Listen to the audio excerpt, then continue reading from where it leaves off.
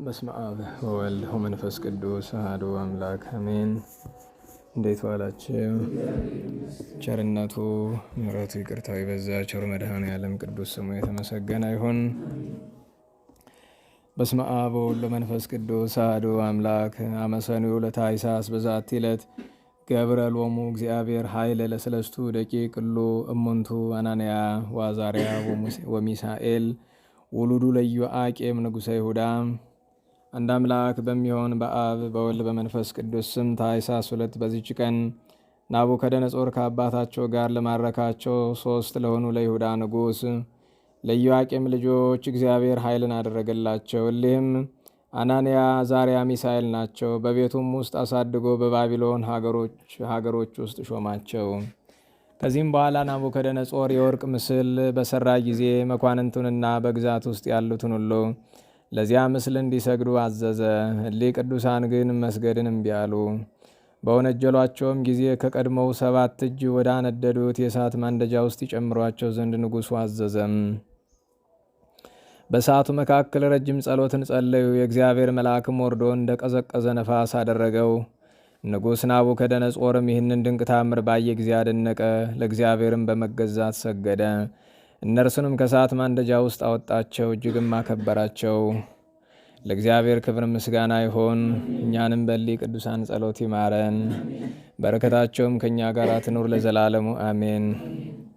ሰላም ለክሙ ሐሳስያነ ብዙ በህዳጥ ሲድራቅ ወሚሳቅ ወአብደናጎ ሰየጥ በፍላተ እቶን ዘፒሳ ወበአስፈሌጥ አዋአየል ለበአፋ እግዚአብሔር ስሉጥ እንዘኪያክሙ ያቅብ በውስጥ ወበዛቲ ዕለት ኮነ ሰማዕተ ቅዱስ አውክያኖስ ውእቱ ዘፈጸመ ሩጸቶ አቀበ ሃይማኖቶ።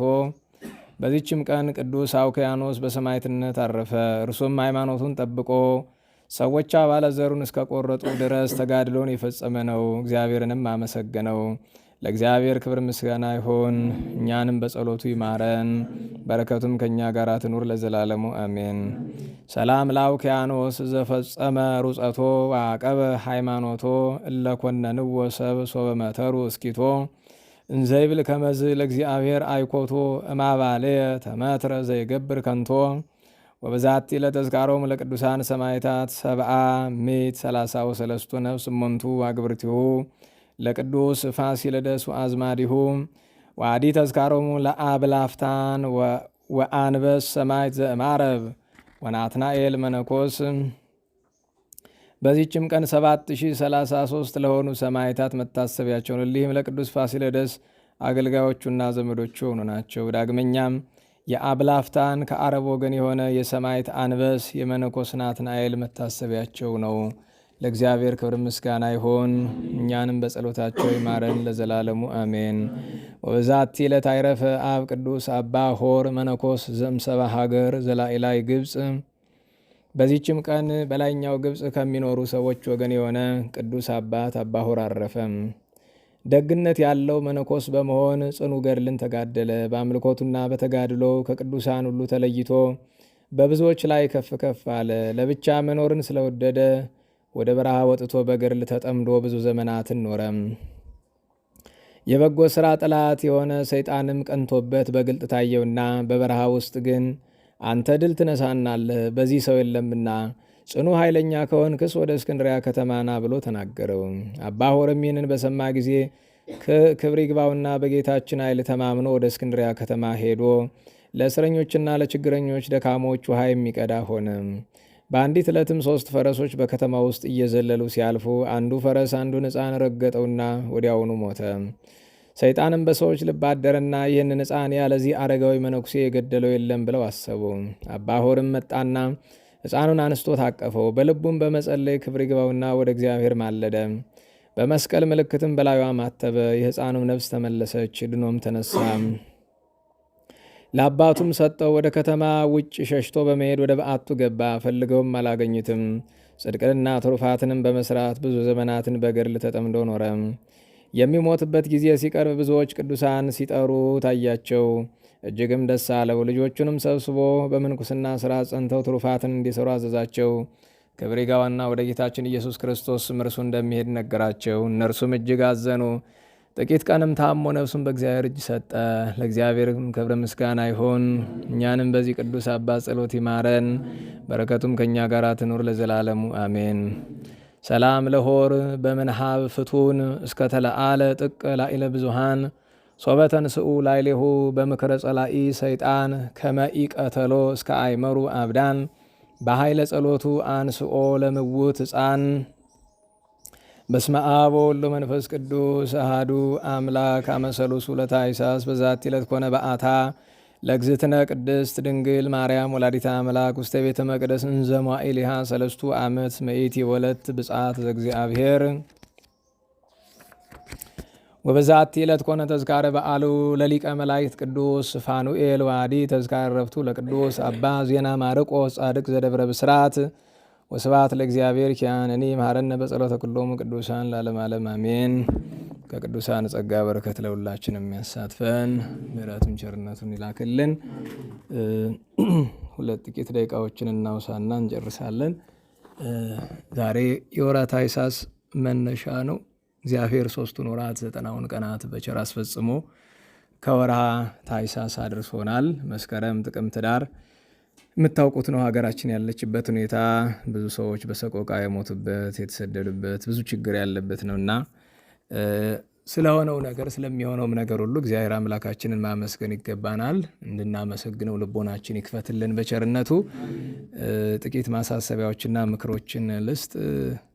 መጀመሪያ ያው ንባብ ላይ ዲያቆናት ስላላችሁ ንባብ ሲነበብ አንዳንድ በተለይ ስምነክ የሆነ ንባብ ተነሽና ተጣዩ የሚሰይፍና የማይሰይፈው ያው ያምታታል።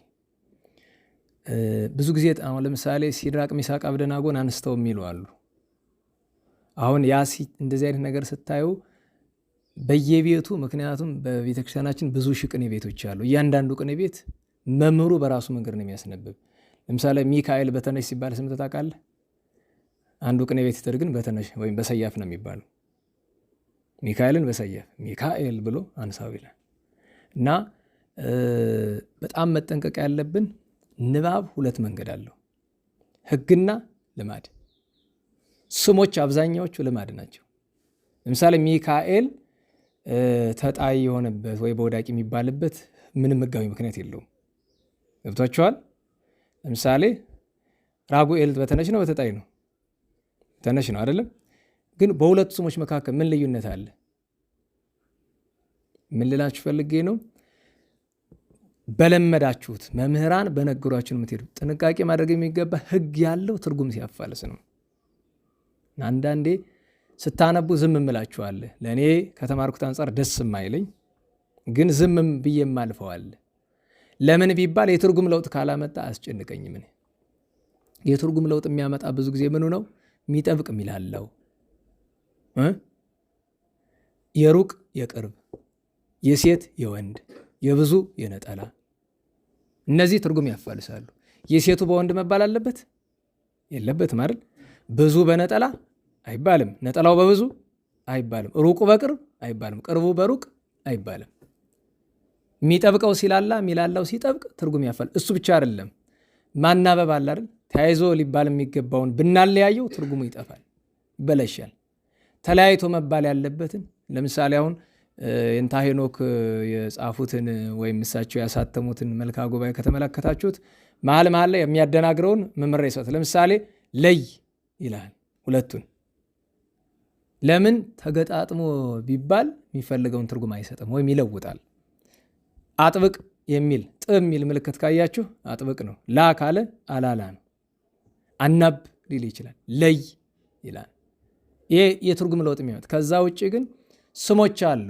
ለምሳሌ ባላቅ የሚለውን አንዱ በተነሽ ይለዋል፣ አንዱ እንግዲህ ራሱ ተነሽና ሰያፍ ወዳቂና ተጣይ እንግዲህ በቤተክርስቲያን በቤተ ክህነት ላላችሁ ሕግ አላቸው መኖር ግን ሁልጊዜ አያዋጣም።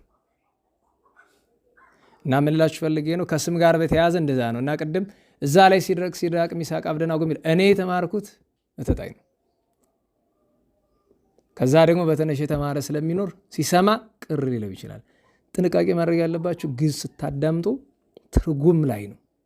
ትርጉም ካፋለሰ ችግር አለ። ስለዚህ እሱ ላይ ማተኮር ጥሩ ነው። አንደኛው እሷ ናት። ይህን ለዲያቆናት ነው ምክሩ እንግዲህ ግዕዝ ለምታነቡት ማለት ነው። ከዛ በተረፈ ግን ያው የግስ እና የሰዋስው መጻሕፍት ቢኖራችሁ ጥሩ ነው። ግስና የሰዋስው መጻሕፍት ምክንያቱም ቋንቋ ለመረዳት አይደለም። ቋንቋ ሁለት መንገድ አለው አይደለም። በእንግሊዝኛ ቋንቋ ትምህርታችሁ ላንጉዌጅ አንድን ቋንቋ አንድ ሰው ያውቃል ለመባል ሁለት ነገሮች ሊኖሩት ይገባል ይባላል። አኪሬሲ እና ፍሉዌንሲ የሚባል ነገር አለ። አኪሬሲ ማለት ስለ ሕግ ነው። አንድ ነገር አኪሬት ነው ማለት የተሳካ ትክክል ጥንቅቅ ያለ ማለት ነው። እያንዳንዷ ነገር ሰዋሰዋዊ ስርዓቱን ከጠበቀ አኪሬት ነው ይባላል። ፍሉዌንት ነው የምንለው አንድን ሰው ደግሞ ቋንቋውን እንዳፍ መፍቻ ሰተት አድርጎ ሲናገረው ነው። ወይም ሰዎች በአፍ መፍቻ ቋንቋ በደንብ ሲናገሩ ማዳመጥ የሚችል ነው እንደዛ የሚባለው። እና ቋንቋ ላይ መጀመሪያ ማተኮር የሚገባ ትክክለኝነት ላይ አይደለም። ለመናገር ከሆነ ለቤተ ክርስቲያን ትምህርት ከሆነ ግን አኪሬሲ ላይ ነው መጠንቀቅ ያለብን። ምክንያቱም ይህንን ቋንቋኛ ለመናገር አይደለም የምንፈልገው፣ ምስጢራትን ለመረዳት ነው። በዛ ምክንያት ደግሞ አንዲት ሆሄ ብትዛባ የቤተ ክርስቲያን ምስጢር አብሮ ይዛባል። ስለዚህ ለግዕዝ ትምህርት ለዛ ነው የሰዋስው መጻሕፍት ከእጆቻችሁ አይጥፉ። ግን ግስ በማጥናትና የሰዋስው መጻሕፍት በመመልከት ብቻ መጻሕፍትን መረዳት ቋንቋውን መረዳት አትችሉም። እሱ ሕጉ ነው ማለትም የቋንቋው አጥንት ነው። ብዙ ጊዜ አይታችሁ ከሆነ የቋንቋውን አጥንት የተማረ ብዙ አሁን ቅኔ የተምረው ስታነቡላቸው ለመረዳት የሚቸገሩ ብዙ ሰዎች አሉ። ለምን? መዋቅሩን ብቻ ነው ያጠኑት። ገብቷቸዋል። ከመዋቅሩ ባሻገር በነገራችሁ ላይ አንድ ሰው ቅኔ ተቀኘ ማለት ግዕዝን ያውቃል ማለት አይደለም። አንድን ሰው ዩኒቨርሲቲ ውስጥ ምንም አማርኛ የሚባል ሲወራ ሰምቶ የማያውቅን ሰው ዩኒቨርሲቲ አስገብታችሁ የአማርኛ ዲግሪ ብትሰጡት ይሄ ሰው ወጥቶ መግባባት አይችልም። መዋቅሩን ያውቀዋል። ወይም ተውት፣ በቀላል ነገር እኛ 12 ዓመት እስከ ዩኒቨርሲቲ ድረስ እንግሊዝኛ ተምረናል አይደል? መናገር እንችላለን? አንችልም። ሕጉ ግን ይጠፋናል? ብዙ ጊዜ አይጠፋንም። በነገራችሁ ላይ ከአንድ አሜሪካዊ ይልቅ አንድ ኢትዮጵያዊ የአስኳላ ተማሪ ግራማቲካሊ የተሻለ ነው። በግራመር ውድድር አስታውሳለሁ ኢትዮጵያውያንና የብሪታንያ ሰዎች ውድድር አድርገው ኢትዮጵያውያን ናቸው ያሸነፉት። እና ያም ችግር አመጥቷል። እንምላችሁ ፈልጌ ነው። ግዕዝ ቋንቋን ማጥናት ከፈለጋችሁ መንገድ ሁለት ነው። አንደኛው መንገድ ሰዋስውን፣ ሁለተኛው መንገድ ከሰው ጋር በዳያሎግ በንግግር መግባባት ስለማትችሉ ግዕዝ የሚነገርበት ስፍራ ስለሌለ ያለው አማራጭ ከመጻሕፍት ጋር መነጋገር። ገብቷችኋል? ከመጻሕፍት ጋር አባቶቻችን እንደዚህ አድርገውን ያሳደጉን። መጻሕፍትን ሁሉንም መጽሐፍ ከአቅም በላይ እስካልሆነ ድረስ በአማርኛ ሳይሆን በምን ማንበብ? በግዕዝ ማንበብ። ለራሳችሁም ቢሆን በግዕዝ። ለምሳሌ ገድላትን ገዝታችሁ በስተቀኝ ያለው አማርኛውን ለጨዋ ወንድምህቶቻችሁ ተውሏቸው፣ እናንተ ግዕዙን አንብቡ። መሀል ላይ ቃል ሲጠፋችሁ ብቻ ደግሞ ቃል ሲጠፋችሁ ቶሎ ተወራችሁ ወደ አማርኛ አትሄዱ። ቃል ሲጠፋችሁ የመጀመሪያው መንገድ ምንድን ነው? ኮንቴክስት ነው አይደለም? አውድ ነው የተባለበት አውድ። ግን በአውድም ቢሆን ልታገኟቸው የማትችሏቸው አንዳንድ ቃል፣ ለምሳሌ አሁን እያሰጴድ ወይም እያስጴድ ወይም ሰንድሮስ የሚል ቃል ብታገኙ ወደ አማርኛው ብትሄዱ ያንኑ ቃል ነው የምታገኙት። ምክንያቱም ወደ አማርኛ ምንም ተብሎ ሊተረጎም አይችልም። የዕንቁ፣ የዕጣን፣ የማዕድን የመሳሰሉ ቃላትን ወደ እኛ ለመተርጎም አስቸጋሪ ነው ወደ አማርኛ ለማምጣት። እና እሱ ሁለት ጥቅም ይሰጣቸዋል። አንደኛ መዋቅሩን ያወቃችሁትን ቋንቋውን ግዕዙን፣ ከዛ ደግሞ አገባቡን። አሁን በዚህ በቋንቋ ትምህርት ውስጥ ትምህርት አለ። አሁን ትምህርት ከፎኖቲክስ ይጀምራል ይባላል። ፎኖሎጂ፣ ሞርፎሎጂ፣ ሲንታክስ፣ ሴማንቲክስ ተብሎ እስከ 5 ደረጃ። አንድ ሰው በቋንቋ ጎበዝ የሚባለው ስነ አገባብና ስነ ትርጉም ሲረዳ ነው። አሁን በቅኔ ትምህርት አይታችሁ ከሆነ በጣም ጎበዝ የሚባሉት አገባብ ያጠኑት ናቸው አይደለም? ቅኔ ተምሮ አገባብ የሚደርስ ከ100 1 ወይ 2 ሰው አይደርስም። አገባብ ውስጥ አይደርስም። አብዛኛው ሰው ሙሉ ቤት ቅኔ ያጠና አይደለም፣ ቅኔ ማቅረብ ይቻላል አይደል? ይወጣል፣ ተቀኘ ይባላል። በዚህ ምክንያት ነው ቋንቋው ለመረዳት ሰው የሚገርማቸው አገባብ ላይ ብቻ አይደለም፣ ስነ ትርጉም ቅኔ ቤት ውስጥ አይገኝም። ደግሞ ስነ ትርጉም የሚገኝ ሴማንቲክስ እና ሲንታክስ ግማሹ ቅኔ ቤት ግማሹ ትርጓሜ ቤት ነው ያለ፣ መጽሐፍ ቤት። አንድ ሰው መጽሐፍ ካልተማረ ቅኔ በመማር ብቻ ቋንቋው መረዳት አይችልም። ደህና ዋላችሁ። ትንሽ ረዘመ አትተው አይደል? ወደ ዋናው ጉዳያችን ሳንገባ ይሄን ከቋንቋ የተነሳ ነው። ይህንን የምመክራችሁ ካደግንበት ከኖርንበት ከብዙ ልምድ ነው። እንዳልኳችሁ በግዕዝ በእንግሊዝኛም በአማርኛም በተለያየ ቋንቋ ትምህርት ውስጥ ስላሳለፍን ብዙ ጊዜ ስላሳለፍን ካየው ተሞክሮ ሁሉንም ቋንቋ ከማጥናት አንጻር የተሻለው መንገድ ለግዕዝ ይሄኛው ነው። ለእንግሊዝኛ ግን መቼም ማዋቅር አታጥኑ። ግራመር ካጠናችሁ ከሰው ጋር መነጋገር አትችሉም። ምክንያቱም እንቅፋት ነው ግራመር። ገብቷችኋል? አንድ ሰው ግራመር እየጠነቀቀ ማውራት ማለት ግንባታ የመገንባት ያክል ነው። አስቡት፣ ግንባታ ስትገነባ ዝም ብለህ ድንጋዩን እየወረወርክ አትገነባው ማለት ትፈራለህ፣ ይፈርሳል ብለህ። ስለዚህ ተጠንቅቀህ እቺ ድንጋይ እዚህ ጋር ብገጥማት ትሳካለች እያልክ ነው። እንግሊዝኛም እንደዛ ነው። ስለዚህ እንግሊዝኛ ማውራት ከፈለጋችሁ ግራመርን ዘወር በልበሉት። እሱን ለእንግሊዝኛ አስተማሪዎች ተውላቸው። ከዛ በኋላ ልክ ዩኢዝ ሰርቫንት አለች እንደምትባለው ሰራተኛ እንደ ልብ መዘርጠጥ ነው። ምን ችግር አለ? መቼም ፍርድ ቤቱ ላይ ከስም እንግሊዝኛ አይደል? ቢሳቀብህም ይሳቀብህ ማለት እንግሊዝኛ ማወቅ እንደ ትልቁም ነገር ከቆጠር ነው ብዬ ነው። እንደ ትልቁም ነገር ከቆጠር ነው። በፍሉዌንሲ መንገድ 3 ወር ይበቃል። በአኪሬሲ መንገድ 20 ዓመት አይበቃም። ቋንቋን ለመማር በአኪሬሲ መንገድ 20 ዓመት አይበቃም። አሜሪካን ውስጥ ተቀምጦ እንግሊዝኛ መናገር 20 ዓመት 15 ዓመት ተቀምጦ እንግሊዝኛ የማይናገሩ ብዙ ኢትዮጵያውያን አሉ። በጣም ብዙ። እንግዲህ ይሄን እየተቀረጸ ስለሆነ ሲሰሙ ይሰው ያዋርደናል የሚሉ ችግር የለውም። እኛ የማናውቅም ያው እኩል ነን። እግዚአብሔር አምላካችን ማስተዋልን በቸርነቱ ያድለን። እንግዲህ ያው ዛሬ ተግሳጽ የሌለበት የምክር ቀን ስለሆነ አንዲት ምክር ላውሳና ነቢዩ ቅዱስ ኤልያስን አንስቼ እጨርሳለሁ። መቼስ ሰዎች ምክር ለማምጣት ከመሬት ተነስቼ ከምመክር ከሰው ልብ ውስጥ ያለውን ችግር ባውቅ ደስ ይለኛል። ስለዚህ ብዙ ጊዜ ለምክር መነሻ የማደርገው በቀን ውስጥ ሰዎች ከሚጠይቁኝ የተወሰኑን እመርጠዋለሁ። የአብዛኛው ሰው ነው ብዬ የማስበው እና ቅድም አንድ ሰው ጥያቄ ይጠይቀኛል። እንዲያው በሕይወቴ በጣም ጥሩ ክርስቲያን ልሆን አንድ ነገር ይጎለኛል አለኝ። ምንድን ነው የሚጎልህ ያልኩት? አንድ ነገር ተረዱ። በወንድ አንቀጽ ካወራው የጠየቀችኝ ሴት ናት ማለት ነው። በሴት ካወራው ወንድ ነው ማለት ነው። ጎንደር ካልኩ አዲስ አበባ ነው ማለት ነው። አዲስ አበባ ከሆነ ጎንደር። ምን ጊዜም ቢሆን በመደበኛው አላወራም፣ የሰው ምስጢር ለመጠበቅ ማለት እና እሺ፣ አሁን ስላወቃችሁ ሴት መሆኗን ልናገር እና ቤተሰብ አላት፣ ቤተሰብ ትመራለች። በገንዘብ ደረጃ የደላ ማለት መቼም ደህና አላት የምትባል ነች። እና ምንድነው እሱ የጎደለች ብዬ ስላት እግዚአብሔርን ዘወትር እየለመንኩ ላስቸግረው አልፈልግም እና ዘወትር ከማስቸግረው አንዲት የጎደለች ነገር አለችና እሷን ቢያደርግልኝ ለምንልኝ። በእሷ ቤት እኔ ተሻልኩ ነኝ እኔ ብለምን ይሰማል። በነገራችሁ ላይ እገሌ የተሻለ የሚባል የለም። መካከላችን ማን ነው ቢለምን ጥሩ የሚሰማ?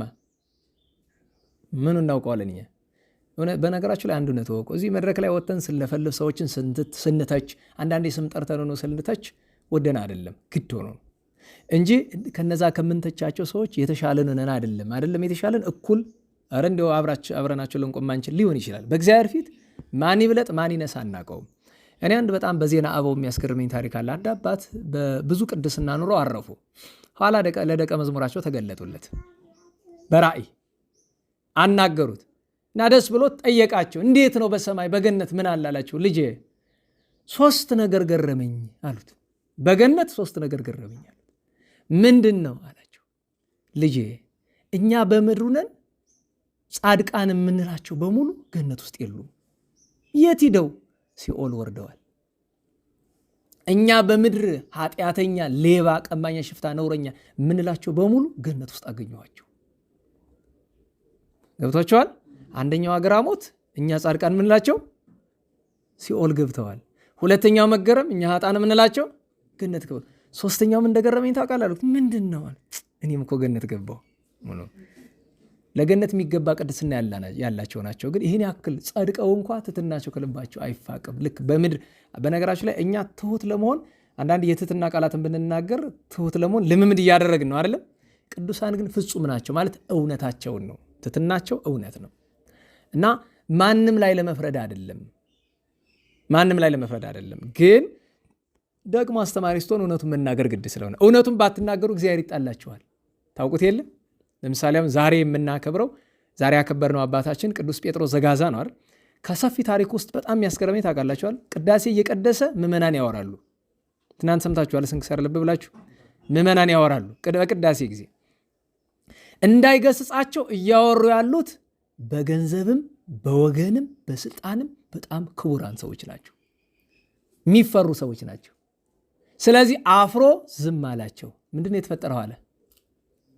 ከወንጌል በኋላ ወደ መስዋዕቱ ሲገባ ምንድን ነው ያደረገው? መልአከ እግዚአብሔር ማጅራቱን ይዞ ወስዶ ከታች ከተደፋ ከቤተ መቅደስ በታች አለ አይደለም ልድፋ እዚህ ላይ ነው ያለው። አስቡት፣ ቅዱሱን ነው። ጴጥሮስ ዘጋዛ ማለት ተራ ሰው አይደለም። በ5ኛው መቶ ክፍለ ዘመን ሁለተኛው አጋማሽ ላይ በቤተክርስቲያን ከተነሱ ታላላቅ ቅዱሳን የጋዛ ኤጲስቆጶስ ነው። ጋዛ ማለት ዛሬ ያው በዚህ ወሽመጥ ታውቋት ከሆነ በኢጂፕትና በኢዝራኤል መካከል ብዙ ውዝግብ ያለ ያው ምስራቅ ኢየሩሳሌምና ጋዛ አይደሉም ብዙ ውዝግብ ያለባቸው እዛ መካከለኛ ምስራቅ ለዛ ሁሉ ጦርነት መነሻ የሆኑትና የዛች የጋዛ ኤጲስቆጶስ ነው። ያ ሁሉ ቅድስና እያለው ግን የእግዚአብሔር መልአክ መጥቶ ልድፋ ብሎታል። ለምን እንዳልደፋው ታውቃላችሁ? የእግዚአብሔርን መስዋዕት እያሳረገ ስለነበር እንጂ አይራራለትም ነበረ። ምክንያቱም መድረክ ላይ የወጣ መገሰጽ የሚገባውን እንዲገስጽ ነው። ደግሞ ሲገስጽ ሰው መርጦ አይደለም። እገሌ ሀብታም ስለሆነ፣ እገሌ ባለስልጣን ስለሆነ፣ እገሌ አዋቂ ስለሆነ አይደለም። አዋቂ ቢሆን ለእግዚአብሔር አይደለም እኮ። በእግዚአብሔር ፊት አዋቂ አለ? እንዴት ዋላችሁ?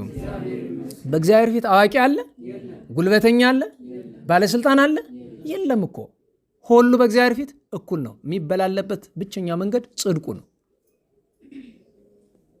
ለዛ ነው መድረክ ላይ የሚለ እና ይህንን ቅዱስ ሰው እንደዚህ እደፋሃለሁ ብሎታል። ቀላል እኮ አይደለም። ወፈቀደ ይንጽሖ እኮ ነው የሚል።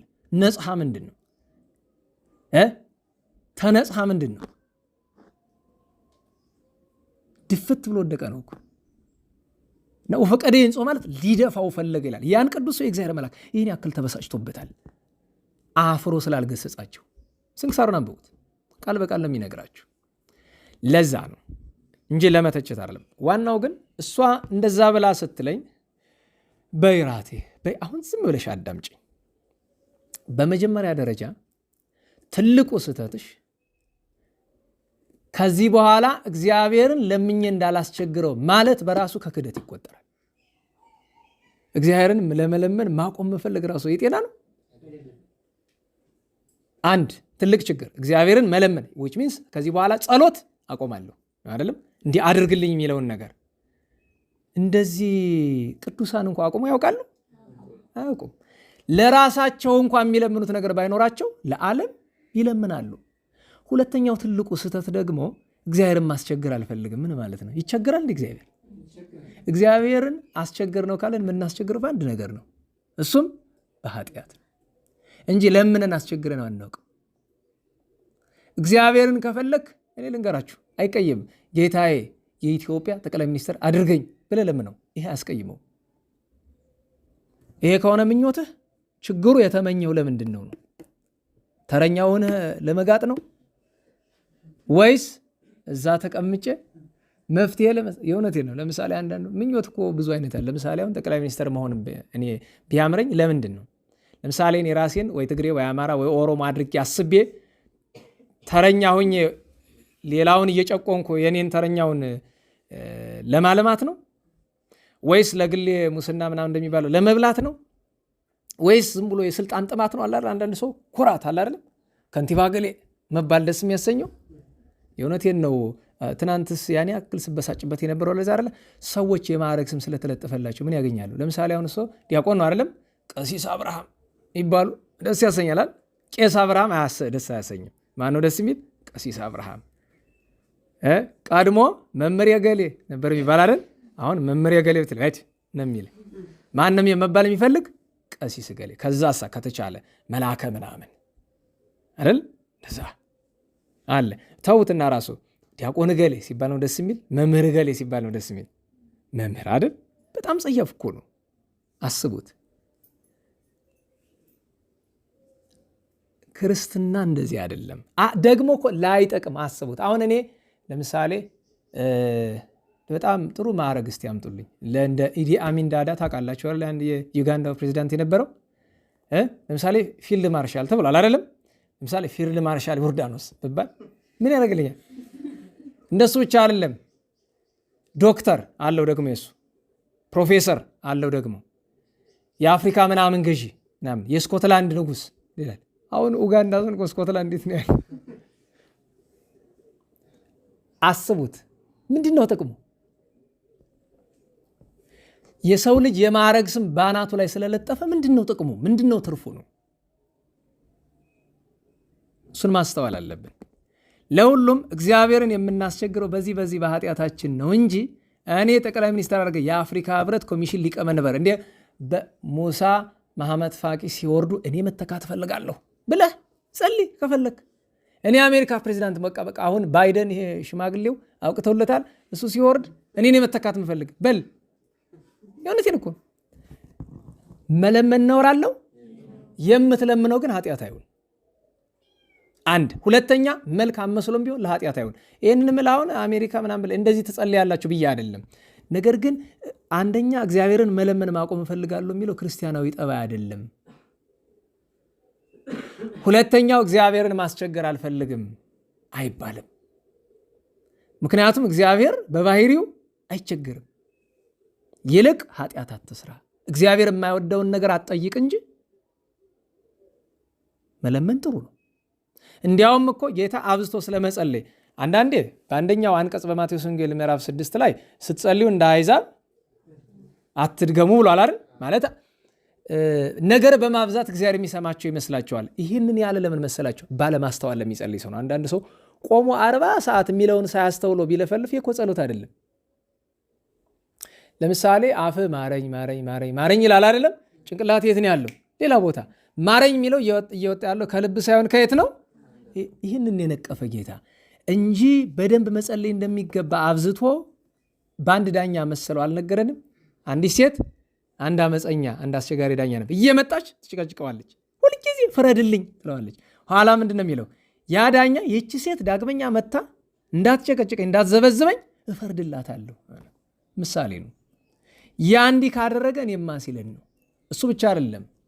ደራሲው አባ መዝሙረ ክርስቶስ እንደሚሉት እንዘ እኩያን ሰብ ይውህብዎሙ ለውሉዶሙ ሰናየ እፎ ኢትውበኒ ዘሰምረት ነፍስየ።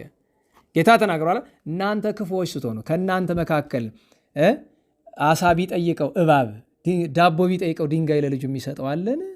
እናንተ ክፉዎች ስትሆኑ ልጆቻችሁ መልካም ማድረግን ካወቃችሁ የሰማይ አባታችሁማ እንዴት ነው። ስለዚህ መለመን ግድ ነው።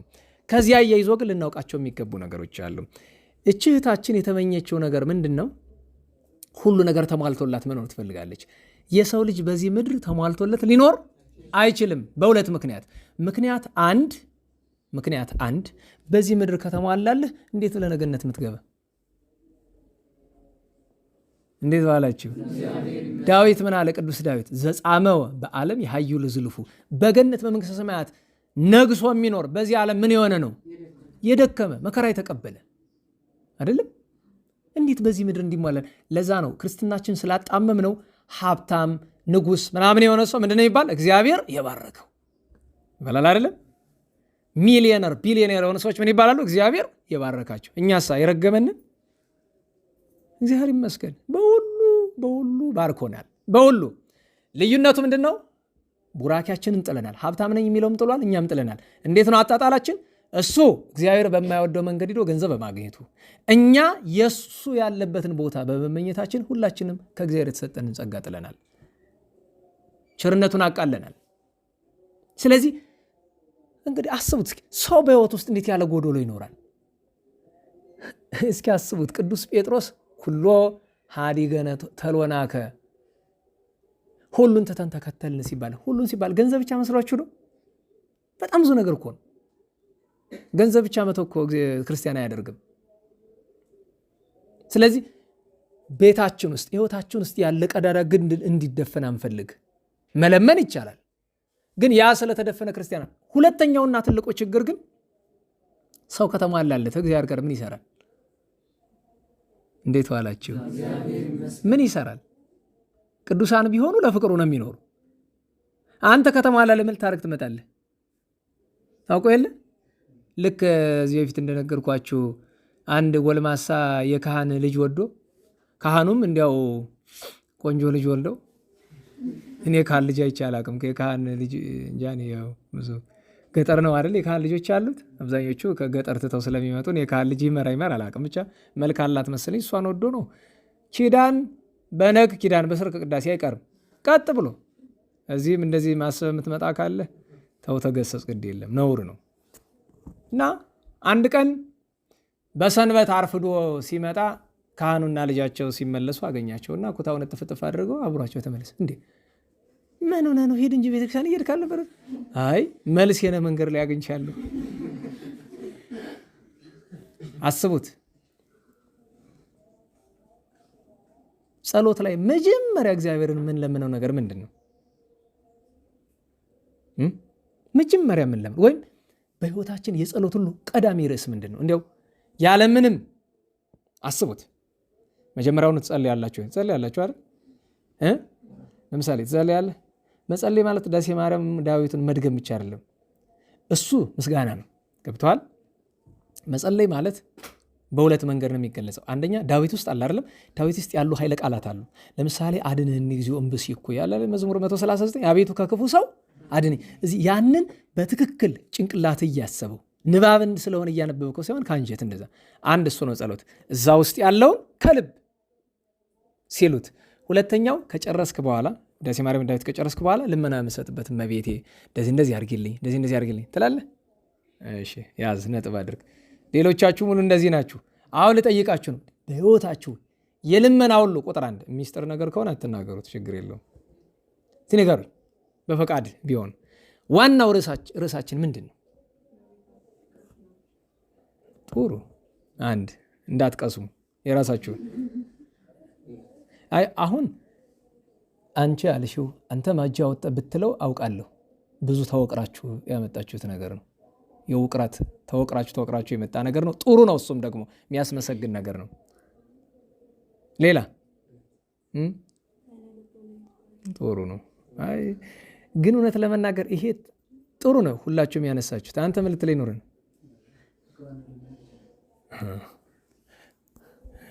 እውነት ለመናገር ግን ጭንቅላታችን ላይ በአፋችን የምንለው ርዕስ ነው ወይስ በጣም አንገብጋቢው ጉዳይ እሱ ነው? ፈተና ደርሶብን በጣም በተጨነቅን ቀን ያንን ቀድመን እንለዋለን። በነገራችሁ ላይ በየቀኑ በአፍ ማለቱ ብቻ እሱም ያስደንቃል። እሱም በጣም አስጨናቂ ነገር ቢገጥም ወይም ደግሞ ህይወታችን ፈተና ቢመጣ በዛ የፈተና ቀን ቀድመን የምንጸልየው እሱን ነው ወይስ የፈተናውን ርዕስ ነው? ይኸውላችሁ ጌታ አንትሙሰ ህሱ መቅድመ መንግስቱ ወጽድቆ፣ አስቀድማችሁ መንግስቱን ጽድቁን ሹ ብሎናል አይደለም? የእግዚአብሔር መንግስት ማለት ራሱ እግዚአብሔር ነው፣ ሌላ አይደለም። ስለዚህ መጀመሪያ ማንን ሹ ነው እያለ ያለ? እኔን ፈልጉኝ እያለ ነው። ተናጋሪው ራሱ እግዚአብሔር አይደለ? ማንን ፈልጉ እያለ ነው? እኔን ፈልጉ፣ ፍቅሬን ፈልጉ ነው። ሌላው ቀላል ነው። አበው ይሉ የለ አንተ እመቤታችን ገንዘብ አድርግ። በእመቤታችን እቅፍ ውስጥ ደግሞ ማን አለ? ጌታን አብረህ ገንዘብ አድርገው። በጌታ እቅፍ ውስጥ ደግሞ ምን አለ? ዓለም ሁሉ አለ። ኧረ ዓለም ሁሉ አለ። ስለዚህ የምትፈልገው ነገር ሁሉ ያለ በጌታ እጅ ነው። ጌታ ደግሞ ሰው ሆኖ በእመቤታችን እጅ፣ ያ ማለት የምትለምነውን ሁሉ ይሰጣል።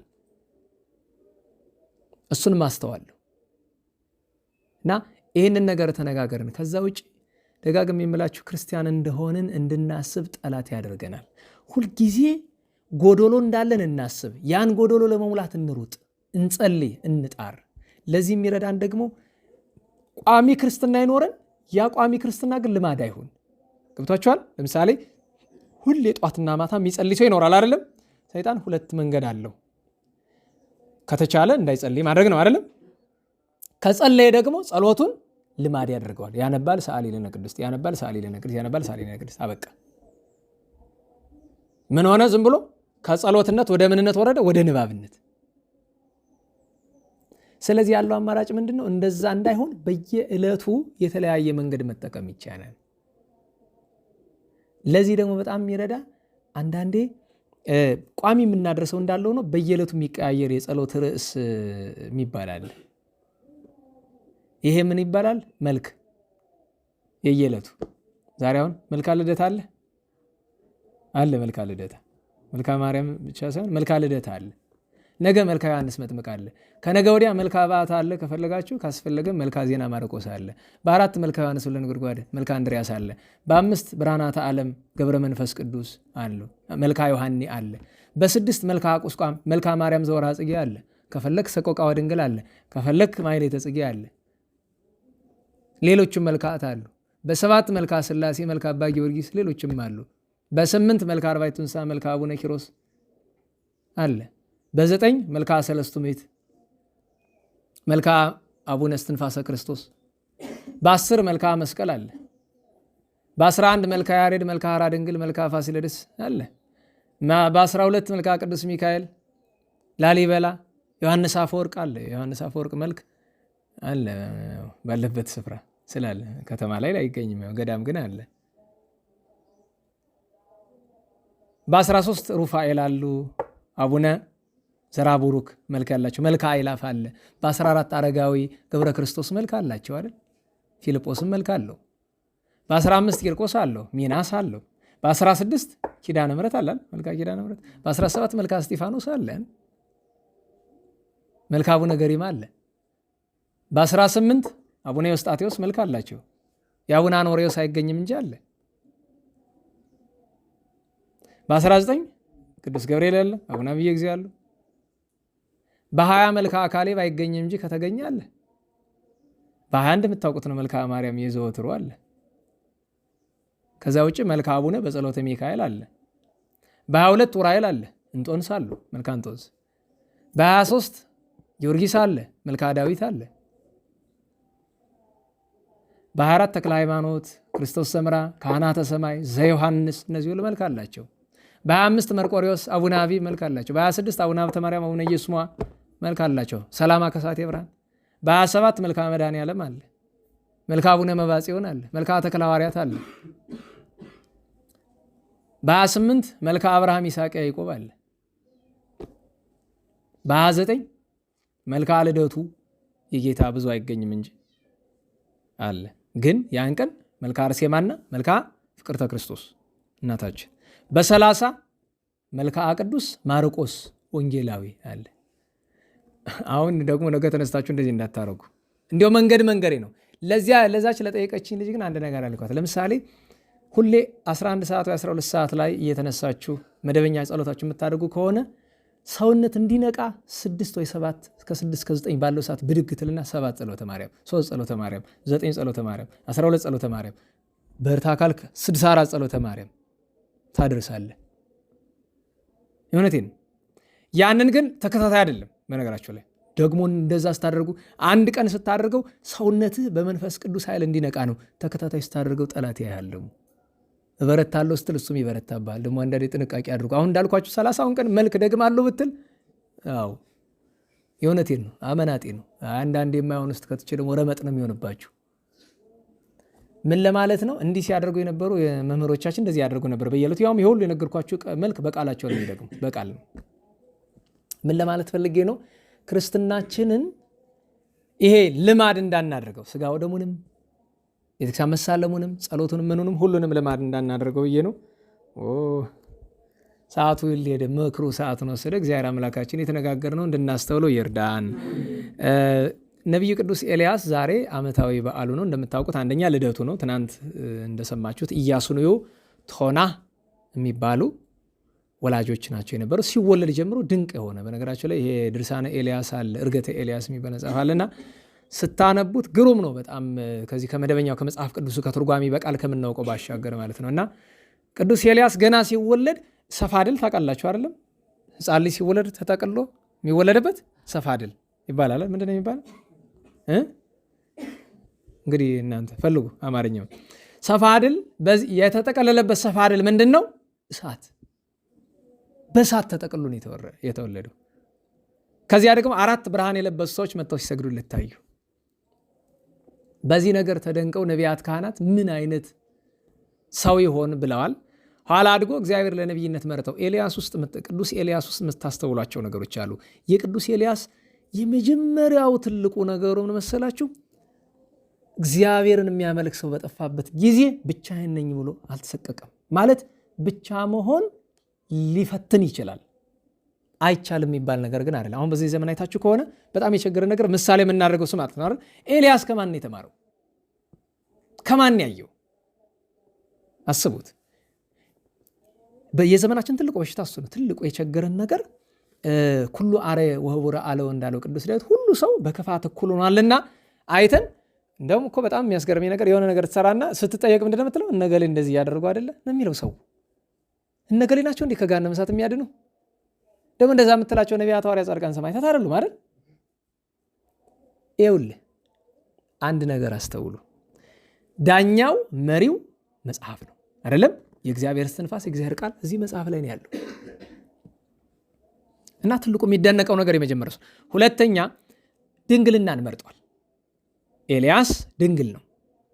ሶስተኛ ድንግል ብቻ ሳይሆን ገዳማዊ ነው ማለት በዓለም እየኖሩ ከዓለም ቆሻሻ አለመሳተፍ ስለሚከብድ ወጣ ማለትን መርጧል። ቀርሜሎሳዊ ነው። በደብረ ቀርሜሎስ ኑሯል። በፈለገ ኮራት ኑሯል። በቴስቢ ኑሯል። ቴስቢያው ሀገሩ ነው። ኤልያስ ቴስቢያዊ ነው የሚባለው። ከዛ ውጭ ሌላኛው የኤልያስ ትልቁ ሀብቱ የሰው ፊት አይቶ አያዳላም እና ደግሞ አይፈራም። ለምን ይመስላችኋል የማይፈራ? ጉልበት ስላለው ይመስላችኋል? በምን ምክንያት ነው የማይፈራ? በቃ ለዚህ ሲባል እኔ በነገራችሁ ላይ ቅድም አንድ ዶክመንተሪ ማየት ፈልጌ የከፈትኩና ስለ ኤልያስ ፈረንጆች የሰሩት ዶክመንተሪ ምን ይሉት ይሆን ብዬ በጣም ገርሞኛል። በከፍተኛ አድናቆት ነው ዶክመንተሪ የሰሩለትና እንድታዩት አልመክርም። ዞሮ ዞሮ እኔ ለሙያ ለስራ ጉዳይ ብዬ ነውና በከፍተኛ አድናቆት ማንንም የማይፈራ ለማንም የማያዳላ በሌላ አነጋገር እውነተኛ ርቱ ሰው የቀና ሰው ነበረ። የእውነተኛ ሰው መገለጫ ሌላ ሰው መገሰጽ አይደለም። መጀመሪያ ማንን ነው? ራሱን ነው። እና በዚህ ምክንያት ነው ፈተና የደረሰበት። ህይወቱን ታሪኩን በየጊዜው ስለሚተረክ ታውቁታላችሁ። እግዚአብሔር እሱ ባወቀ ለእኛ ትምህርት እንዲሆን የተጻፉ ነገሮች አሉ። ህዝቡ እግዚአብሔርን ሲክድ መከረ፣ ገሰጸ፣ አልሰማውታሉ። ከዛ ምንድን ያለ ይሄ ሁሉ እግዚአብሔር በዝናም አብቅሎ በፀሐይ አብስሎ በንፋስ አሳድጎ ቢያበላቸው አይደለምን ብሎ ንፋስን ፀሐይን ትቶ ማንን ገዘተ? ዝናምን። ምንድን ያለው? ሕያው እግዚአብሔር አምላከ ኃይል ዘቆምኩ ቅድሜሁ ከመ ኢይወርድ ወይም ከመ ይረድ ዝናም በእላሟኤል ዘንበለ በቃለ አፉየ። ሕያው እግዚአብሔር ምስክር ነው። እኔ ባሪያው የሆንኩ በፊቱ የምቆም እኔ አዝንም ካላልኩ ሰማይ ለዝናም ለዘር ጠል ለመከር እንዳሰጣለ 3 ዓመት ከመንፈቅ የምታውቁት ታሪክ ነው። ያን ጊዜ አክዓብ መጥቶ ከ3 ዓመት ከመንፈቅ ከዚያ በኋላ ሄዶ ከዚያች ከሰራፕታዋ ሴት ጋር ተገናኝቶ ከዮናስ እናት ጋር ዮናስን ከሞት አስነስቶ ተመልሶ አብድዩን አናግሮ አብድዩ አክዓብን ጠርቶ ሲመጣ ምንድን ያለው? አንተኑ ኤልያስ ዘትገፈትኦሙ ለእስራኤል፣ እስራኤልን የምትገለባብጣቸው አንተ ኤልያስ ነህን አለው። አንተኑ ኤልያስ ያለው እውነት ነው። ኤልያስ ነህን? እሱ እውነት ነው። ግን ዘትገፈትኦሙ ላለው ምን አለው? አኮ አነ ዘእገፈትኦሙ አላ አንተ ወይቤተ አቡከ፣ እስራኤልን የቀይ ጥቁር የረጅም አጭር የወፍራም ቀጭን ያደረኳቸው እኔ አይደለሁም፣ አንተና የአባት ቤት ናቸው ጣዖትን ያመለካችሁ ብሎ አለው። እና ዛሬ የተገለጠበት አክዓብ ጋር ተነጋግሮ ከዚያ ምንድን ያለው? እች ቃል ጥሩ ናት። እስከ ማይዜኑ ታነክሱ በክሌሆን የጋያቲክሙ፣ እስከ መቼ በሁለት በደል ታነክሳላችሁ? ለመ እግዚአብሔር አምላክ ኪያሁ አምልኩ ወኪያሁ ትሉ፣ እግዚአብሔርን አምላክ ብትሉ እሱን አምልኩ ተከተሉ። ወለመ ቤል አምላክ ኪያሁ አምልኩ ወኪያሁ ትሉ፣ ቤልን ከሆነም እሱን ተከተሉ ምረጡ አላቸው። ከዚያ አያይዞ እንግዲህ ካህናተ ምራማት ወይም ነቢያተ ሐሰትና ካህናተ ጣዖት 850 ናቸው፣ እኔ ብቻዬን ነኝ። አምጡና መስዋዕት እንሰዋ፣ ከሰማይ እሳት ወርዳ የበላችለት እሱ አምላክ የእሱ አምላክ ይመለክ አለ። እሺ ብለው ተሰበሰቡ። ከመስዋዕቱ የሰባውን ከጊዜው ነጉን መረጡ። ያንን አርደው እንግዲህ የሰባውን አርደው የጠራውን አውርደው አወራርደው እዚያ ላይ ያንን ረብርበው ስማነ ዳጎን ስማነ ቤል እያሉ ነገር ዳጎን ስማን ቤል ስማን እያሉ ለወትሮ መጥቶ ምልክት ያሳይላቸዋል። ለዛሬ ዘመን ፈውስ ምልክት ያሳይላቸዋል። ያን ቀን ግን ኤልያስ አላስቀርበዋል። በኤልያስ ያደረ መንፈስ ቅዱስ በምን ያስቀርቡ? መጨረሻ ላይ ከአቅም በላይ ሲሆን ወደቁ ተነሱ። መጨረሻ ላይ ምን አደረጉ? በጦራቸው ራሳቸውን እየፈቁ ደማቸው ማፍሰስ እስከ ኃይሎሙ ደም አዙሯቸው እስኪወድቁ ድረስ። ያን ጊዜ ኤልያስ እግዚአብሔርን እየተሳደቡ ሲያሳርሩት ስለኖሩ ወአሐዘ ይሳለቅ ቦሙ ይላል መጽሐፍ። ይዘብትባቸው ገባ። ጥሩ እኮ ነው አይደል? አዎ። ምን አለ? የእናንተ አምላክ እንጂ እንቅልፋም እኮ ነው። ሁሩ አንቅህዎ፣ እስቲ ሂዱ ቀስቅሱ፣ ተኝቶ ይሆናል ያንኮራፋይን ይዝ እያለ የእናንተ አምላክ እኮ ሰካራም ነው። ይህን አንዱ ፈፋ ወድቆ ይሆናል። ሁሩ አምፀህዎ፣ ሂዱና አምጡ እስኪ እያለ እንዲህ እያለ ኋላ ሰርክ ደረሰ። እንከሰ ኮነክሙ አንድም አከለክሙ አሁን በቃችሁ መስዋዕት ተነጋለፈ መስዋዕት ሰርክ ደረሰ ወዲያ አሉ የእነሱን ቆሻሻ መስዋዕት ጠራርጎ አስወጣና ጉድጓድ አስቆፍሮ ውሃ ሙሉበት አላቸው 4 ቻል ውሃ አድርጉልኝ አለ ድግሙ ሰልሱ አለ ስንት ሆነ 12 ለ12 ነገደ እስራኤል ኋላም ለ12 ወራት ምሳሌ ነው በዚያ ላይ እንጨት ረበረበ በእንጨቱ ላይ ድንጋይ ጸፈጸፈ በዚያ ላይ የሰባውን አርዶ ወራርዶ እዚያ ላይ አስቀምጦ ስማኒ አምላክ አብርሃም አምላክ ይስሐቅ አምላክ ያዕቆብ ልብ በሉ እሱ ንጹህ ሰው ቅዱስ ሰው እያለ እግዚአብሔርን አምላከ ማን አለው የአብርሃም ይስሐቅ ያዕቆብ አምላክ ስማን እኔ ለአምልኮት ቀንቼ ነው እንጂ ሾምበት ሸለምበት ከብርበት ገንድበት ብዬ አይደለም ብሎ ቃል ካፉ ሳይጨርስ ከሰማይ ጋት የምታክል ወይም የሰው መዳፍ የምታክል እሳት ከሰማይ ወርዳ ስጋውን በልታ ድንጋዩን በልታ እንጨቱን በልታ ውሃውን በልቶ ወለሃሰ መሬቶ ይላል መሬቱን ጠርጎ በልቶ ታረገ የሚገርማችሁ የኤልያስ ነገር እኔ ይገርመኛል አንዳንዴ ኤልያስ ጨካኝ ይመስላችኋል እንደ ኤልያስ ርሩ የለም ግን 850 ነቢያት ሐሰት ካህናት ጣዖት ሊሮጡ ሲሉ ያዝ አምጣ ምንድነው ውሰድልኝ ሙያ አለ ወንዘታችን ምንድነው በጦር ጎናቸው ወጋቸው በል 850ቸው ነው አስፈጃቸው ፍታ እግዚአብሔር ነው ማወቅ አለባቸው ይኸውልህ በእግዚአብሔር ስርዓት ላይ አንተ ተደራዳሪ ቸር አይደለም ሁለት ምርጫ ነው ያለ ወይ እንደ ምእመን አይደል አገልጋይ ነኝ ብለህ ክህነት ተቀበለ ከወጣህ ለእግዚአብሔር እውነት መቅናት መታገል አለብህ ሁለት ምርጫ ነው ያለ አለ አርፈህ ተቀመጥ ይሄ ማለት ግን በግል ህይወት ተቸር በግል ህይወት ራስን አዋርድ በአገልግሎት ጉዳይ ግን ተናግሬያለሁ መጽሐፍ ተናግሯል እናስተውል በቃ ጎናቸውን አሰግቶ ቀጥቷቸዋል 850 ለምን እነዚህ ናቸው የዓለም ደዌ ነገስታት ወንጀለኞችን የሚቀጡ ለምንድን ነው ቁስል ናቸው ለሀገር የማይታረሙ ከሆነ በሞት ይቀጣሉ መንግስታት ይቀጣሉ እንዲህ ያደረገ ኋላ ግን ኤልዛቤልን ሰምታ ወይ አንተ ወይኔ በዚች ሀገር ኑረን ብላለች የእሱ አይደሉ እነዚህ 850 የዚህ ሁሉ ችግር መነሻ እኮ አካባቢ የእስራኤል ንጉስ ነው ኤልዛቤል ግን እስራኤል አይደለች ቆንጆና ተወደድኳት ብሎ ከአይዛብ አምጥቶን ያገባት የዚህ ሁሉ ችግር መነሻ እሷን አጣውት ያስመለከችው የዚህ ሁሉ ችግር መነሻ እቺ ክፉ ሴት ዛሬ የሚተርክ የናቡቴ ታሪክ አለ አይደለም ናቡቴን ሄደው ርስትን ስጠኝ አለው እመቤታችን ርስተ ናቡቴ የናቡቴ ርስት ትባላለች በግፍ የተገደለባት አልሰጥም ብሎ ስጠኝ አለው የአባቶችን ርስት አልሰጥህም እሺ ለውጠኝ በሌላ አለው አልለውጥም እሺ ልግዛ አለው አልሸጥም አያችሁ ርስት አይሸጥም አይለወጥም አይሰጥም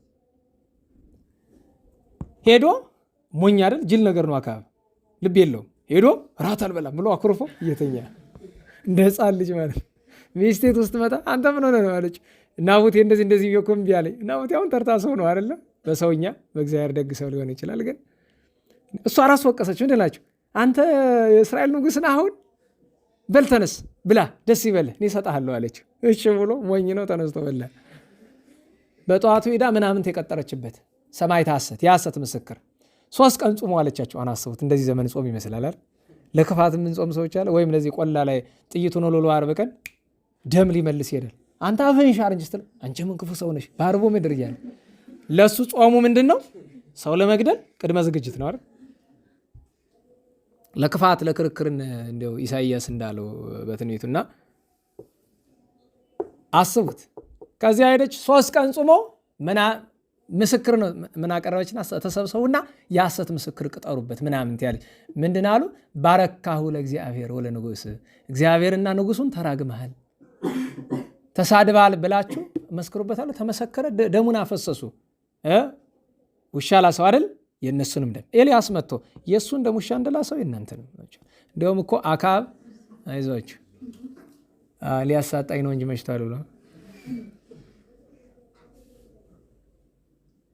አካብ የተገደለ ውሻ የሌለበት ቦታ ላይ ነው ማለት የተመታ ግን በእግዚአብሔር ጥበብ አመልጣለሁ ብሎ ሲሄድ ውሻ ካለበት ቦታ ደርሶ ታሪኩን ሌላ ቀን ተረክላችኋለሁ በራሱ ጊዜ ሄዶ ደሙ ተልሷል በውሻ እና የናቡቴ ግፍ የአካብን ዘመድ ሁሉን የጠረገው ከቤተ መንግስት እና ኤልያስን ወይኔ ወይ አንተ አለችው ከዚያ ሄዶ በዛፍ ጥላ ስር ቁጭ ብሎ እያለ መልአኩ መጥቶ እንቅልፍ ታበዢ ከነብር ትፋዘዢ እንዲሉ አንተ ንግሥቲቱ ጋር ተጣለህ ተቀምጠሃልን አለው። እና ምን ላድርጋለሁ? ሽሽ አለው። አሁን እግዚአብሔር ኤልያስ ማዳን አቅቶት ነው? ስደት አባቶቻችን ምን ይላሉ? ጉየተ ኤልያስ ለጉየተ እግዚ ምሳሌ ነው። መልካ ኤልያስ አንብቦ ኋላ ጌታ መጥቶ እንደሚሰደድ ለማጠየቅ አለው። ስደቱ ደግሞ ዋጋ የሚያሰ እየድት ላይ አይደል ሁር ፈለገ ኮራት በየ ይሴስዩ ከቋአት ቁራዎች ይመግባል ሄድ አለው። ከዚያ ሄዶ ሲመገብ ኑሮ ሌላው ታሪክ የሚተረግ በእርገቱ ነው። ስለዚህ ዛሬ አስተርዮት ልደቱ ነው፣ አስተርዮቱ ነው። እንደገና ዳግመኛ በፍርድ ቀን ኤልያስ መጥቶ እንደሚገለጥ የምንናገርበት ቀን ነውና እግዚአብሔር አምላካችን የነብዩ የቅዱስ ኤልያስን በረከት ያሳድርብን፣ የናቡቴን በረከት ያሳድርብን፣ የጴጥሮስ ዘሀገረ ጋዛን በረከት ያሳድርብን። በመጨረሻው እናታችን ቅድስት ቤርሳቤህ የቅዱስ ዳዊት ሚስት የሶሎሞን ጠቢቡ እናት እረፍቷ ነው። እናከብራታለን፣ እናገናታለን። ደግ ሴት ናት። እግዚአብሔር መርጧታል። በእውነት መሀል ላይ ግፍ ተሰርቶባታል። ቅዱስ ዳዊት ወስዶ ከሱ ዘንድ መጀመሪያ ከኦሪዮ ቀምቶ ሲወስዳት ጥሩ አልነበረም ከባለቤቷ ስትለይ። ውስጡን ግን ያመገፋቷ ወስዶ የንጉሥ ሚስት ከመሆን አድርሷታል። ግን የንጉሥ ሚስት መሆኑ አይደለም ቁም ነገሩ። ንጉሱ ማን ነው? ቅዱስ ዳዊት። ታርቆ አልቅሶ እግዚአብሔር ይቅር ካለው በኋላ ጨነቀው። እቺ ሴት ምን ትሆን አለ። ዳዊት ሊያገባት ፈልጎ አይደለም። ምክንያቱም አንድ ጊዜ ያችን በማድረጉ ተጸጽቷል፣ አልቅሷል። ደምን ያለቀሰ ወባንቤ አራሃስኩም እስካቤ እንዳለ ዙፋኑ ሁሉ በእንባ እስኪርስ ድረስ አልቅሷል። ኋላ ግን ዳዊት በዚያን ጊዜ እግዚአብሔር ጋር ተጣልቶ ስለነበረ ናታን መጥቶ ምን አለው? እግዚአብሔር ሲል አለው አግባት። ለምን አግባት አለው ቢሉ በሰውኛ ንጉሥ የነካውን ሚነካ የለም። እንኳን ንጉሥ የደረሰባትን ሴት የገደለውን እንኳን ራሱ ካልፈቀደ የሚቀብር የለም። ሰውኛው እሱ ነው። ምስጢሩ ግን ካሳዋ ነው። ካሳዋ ምንድን ነው? ከተርታ ሴትነት ከአንድ የጦር አዛዥ ወይም ከአንድ ጄኔራል ኮሎኔል ሚስትነት በቀጥታ ወደ ንግሥት ሆነች። ሄዳ የንጉሥ ሚስት ሆነች። ይሄ በስጋ ነው። አረ ሌላም የስጋ ጥቅም አላት። ዳዊት ከወለዳቸው ከነዚያ ሁሉ ልጆቹ ማን የነገሰ? የእሷ ልጅ ሰሎሞን። እያችሁ። ምክንያቱም በባሏ ዘመን በቅዱስ ዳዊት ዘመን ብቻ ሳይሆን በልጇም ዘመን ልዕልት ነበረች። ይሄ ስጋዊ ነው። መንፈሳዊው ትለኝ እንደሆነ የክርስቶስ አያት ነበር። የኦሪዮ ሚስቱና ብትቀር ኑሮ ከዚያ ዘር ባልተቆጠረ። ዛሬ በመጽሐፍ ቅዱስ እገሌ ገሌን ወለደ እገሌ ገሌን ወለደ ሲባል ከዳዊት ላይ ሲደርስ ምንድን ነው የሚለው? ዳዊትም ከኦሪዮ ሚስት ሰሎሞንን ወለደ።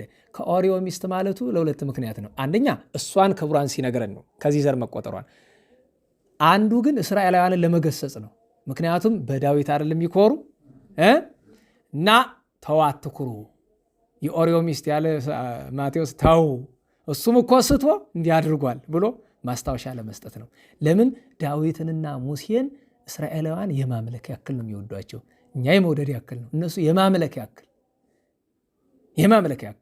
ለምን አይታችሁ እንደሆነ ክርስቶስ ይመጣል ሲባል የማን ልጅ ነው የሚሉ እነሱ? የዳዊት ልጅ።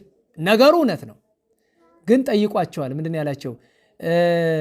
ከማን ዘር ነው የሚመጣ የማን ልጅ ነው ሲላቸው የዳዊት አሉት። ታዲያ እራሱ ዳዊት ይቤሎ እግዚ ለጊዜ ንበር በየማኔ፣ ጌታ ጌታዬን በቀኝ ተቀመጥ አለው አለ። ታዲያ ልጁ ከሆነ እንዴት ጌታ ያለው ብሎ ጠይቋቸዋል አለ። በዚያ በማቴዎስ ወንጌል ምዕራፍ 22 እና 23 ላይ መልስ አጡ። ቅዱስ ዳዊት ያን ያህል ክቡር ነው፣ ግን ደግሞ አሳልፎ በጣም ለዘር መመኪያ እንዳያደርጉት። ቅዱስ ዳዊትን መመካት የሚገባ ለቅድስናውን እንጂ ለዘር አይደለም አይደል? ዘር ብንቋጠር ለምሳሌ የሆነ ዳዊት አይጠፋ ይሆናል፣ ግን ስለ ዘሩ አይደለም። እውነቴን ነው፣ እኔ ያውቀዋለሁ፣ ቆጥሬ ታውቃለህ እኮ ቀላል ነው፣ ብዙ ድካም የለውም። ሄደህ ከአንዱ ሰሎሞን ዘር ካለበት ሰው ከወደክ ሌላው ምን አተከር? እሱን ንጉሱ ይጨነቅበት። ለምሳሌ ሄደህ ከንጉሱ ከነዚህ ከሰሎሞን ዘር የሚቆጠሩት ከአንዱ ከወደከው ግን አያስመካም። ራሱ በቀጥታ እንዲያው ቅዱስ ዳዊት በዘመኑ ኖሮ የቅዱስ ዳዊት ልጅ መሆን ይጠቅማል። ግን መመካት በእግዚአብሔርና በዳዊት ቅድስና ከተመካንም በዳዊት ቅድስና ነው እንጂ በዘር ሐረጉ አይደለም የምንመካው፣ በቅድስናው ነው የምንመካው። እና በእውነቱ እናታችን ቅድስት ቤርሳቤህ አንዳንድ ኢትዮጵያውያን ሊቃውንት ስሟ ቤርሳቤህ አይደለም ቤተሳባ ነው፣ ቤተስባህ ነው፣ ቤተስባህ ቤተ ሳባ ይላሉ። ይሁን አይሁን አላወቅኩም። ይህንን የሚሉት ለምንድን ነው? ኢትዮጵያዊት ናት ለማለት ነገሩን አጠጋግቶ እኔ ቅዱስ ዳዊት እስራኤላዊ ቢሆን ሮማዊ አይጨንቀኝም፣ ቅዱስናው ነው የሚጨንቀኝ። ገብቷችኋል? እገሌ ኢትዮጵያዊ ነው እገሌ ምናምን አይደለም። የሆኑት ናቸው ያልሆኑትም አያስጨንቀንም። ስለዚህ እናታችን ቅድስት ቤርሳቤህም ዛሬ ዓመታዊ በዓል ነው። ነገ 3 ደቂቅ ጸሎተ 3 ደቂቅ መኃልየ ነቢያት ትደግማላችሁ አይደል? መኃልየ ነቢያት ድገሙ። በተለይ ጸሎተ 3 ደቂቅ ታውቃላችሁ። እነ ቅዱስ አትናቴዎስ በጣም ብዙ ተጠቅመውበታል። ብዙ ጸጋ ክብር አግኝተውበታል። ትልቅ ጸሎት እኮ ነው ጸሎተ 3 ደቂቅ። የተባረከ እግዚአብሔር አምላክ አብን ስቡሁኒ በጣም የተገባ ነው። ስለዚህ ነገር ነገ እሱ ይደገማል በደንብ የቻለ መላልሶ ባይሆን አንድ ጊዜ ማድረስ ሁለቱንም አላል። ሀበባረኩ አለ አይደል? በነገራችሁ ላይ ሀበባረኩ ጸሎተ ዳንኤል አለ አይደል? ጸሎተ ዳንኤል ጸሎተ 3 ደቂቅና ሀበባረኩ 3 ነው አይደለም? ጸሎተ ዳንኤል የሚለው ጸሎተ አዛሪያ እንደሆነ ታውቃላችሁ አይደል? ጸሎተ ዳንኤል ነቢይ ስብሐት ዘማዛሪያ አይደለም የሚለው አዛሪያ የጸለየው ነው። ግን ዳንኤልም አዛሪያም ስለጸለዩት ለማን ግን ተሰጥቷል? ለቅዱስ ዳንኤል ተሰጥቷል። ስለዚህ ጸሎተ ዳንኤልም ስብሐት አዛሪያ ስለሆነ ጸሎተ 3 ደቂቅንም ሀበባረኩንም 3ቱንም እንድንደግም። በተረፈ ነገ ከቻላችሁ ጉባኤ የምትመጡ ከሆነ ማታ የምትመጡ በዛው ትሳለማላችሁ። አባ ደመና ነገ ያው እረፍታቸው ነው። ታኅሳስ 2 ቀን ነው አርፎ የተቀበሩ ቅዱስ ሰው ናቸው። ነገ የተወሰነ ነገር እነጋገራለን እዚያው ጉባኤው። ያው ምህላ የምታደርሱ ግን እዚህ ምህላ የምታደርሱ በሆነ ሰዓት ሄዳችሁ እጅ ብትነሱ ጥሩ ነው።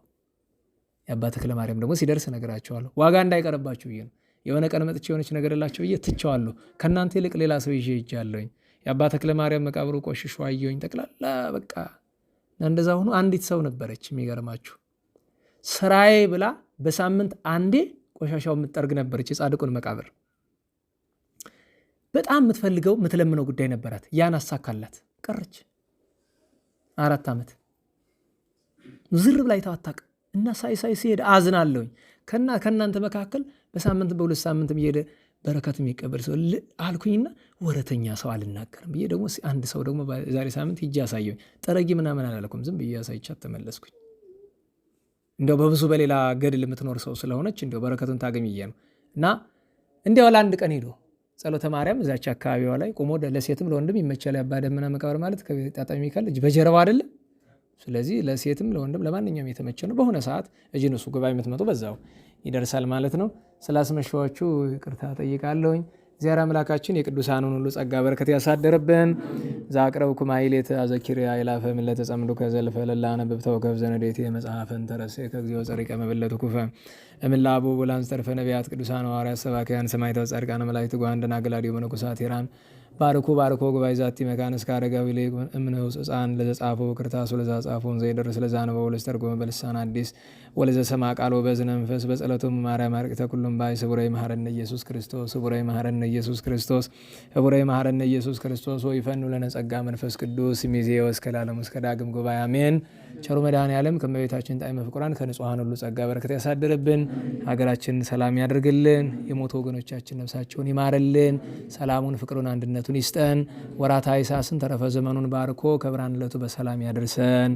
ሰላም የዋለን አምላካችን ሙታንን ይማርልን። ይልቁኑ የአባታችን የአባ ገብረ ማርያምን የእናታችን የወለተ ገብርኤልን የነቢየ ልዑልን የገብረ ሚካኤልን ነፍስ በአብርሃም በይስሐቅ በያዕቆብ አጠገብ ያኖርልን። አትርሱ የናን ሁሉ በቸርነቱ በምሕረቱ ያስብልን። ይልቁኑ ወለተ ጻድቅ አጸደ ማርያም ጸዳለ ማርያምን በቸርነቱ ያስብልን። ሰላም በዋለን ምሕረቱ ሰላም ያሳድረን። አቡነ ዘበሰማያት እንበል።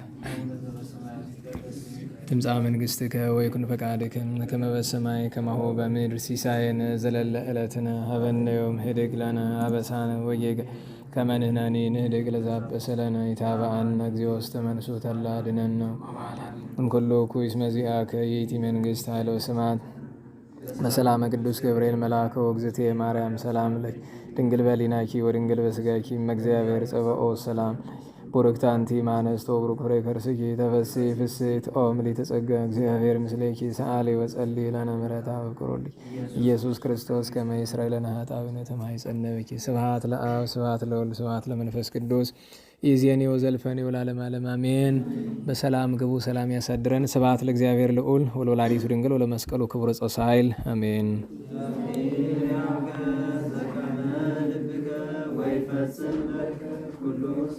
አሜን።